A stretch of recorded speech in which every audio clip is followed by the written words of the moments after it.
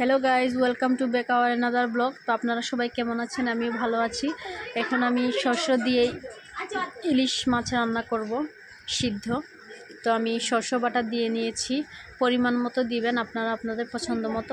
আমার এখানে মাছ বেশি, তাই আমি বেশি দিয়ে দিচ্ছি। তারপর দিয়ে দিচ্ছি পেঁয়াজ বাটা আর নারকেল বেটে রেখেছিলাম, তো নারকেলগুলো দিয়ে দিয়েছি। আপনারা চাইলে রসও দিতে পারেন নারকেলের।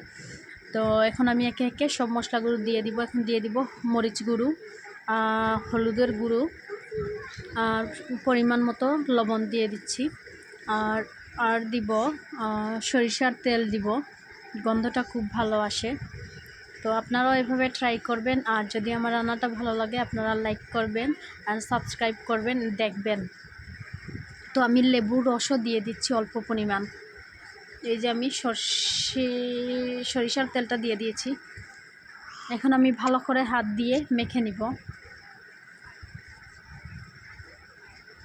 এই তো আমি ভালো করে মেখে নিচ্ছি, মনে হচ্ছে এখনই খেয়ে নিই, খুব সুন্দর গন্ধ আসছে। আপনারাও এভাবে রান্না করবেন, দেখবেন কেমন হয়। যদি ভালো লাগে রান্না করে দেখতে পারেন। অন্যদিকে আমি কড়াই বসিয়ে নিয়েছি, আমার কড়াইটা গরম হচ্ছে। তো এখন আমি অল্প আঁচে রান্না করব, যেহেতু এটা সিদ্ধ তাই একদম অল্প হিটে রান্না করব। তো আমি সরিষার তেল দিয়ে নিয়েছি কড়াইয়ের মধ্যে। এবার দিয়ে দিচ্ছি একে একে মাছগুলো। তো মাছগুলো দেওয়ার পর আমি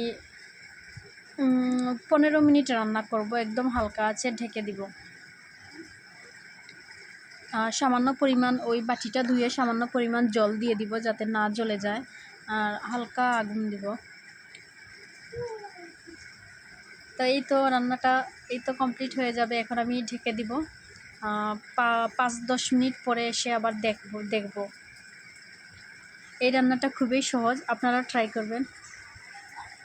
দেখতে অনেক সুন্দর লাগছে, কালারটা খুবই সুন্দর হয়েছে এবং খেতে খুবই সুস্বাদু। মানে ইলিশের সেন্টটা খুবই আসে। আর কাঁচা লঙ্কা দিয়ে দিয়েছি, কি সুন্দর গন্ধ আসছে, আহা, মনে হচ্ছে এখনই খেয়ে নেই। তো আমি ঢেকে দিব। তো এই তো আমার রান্না শেষ। তো ভালো থাকেন বন্ধুরা, থ্যাংক ইউ সো মাচ।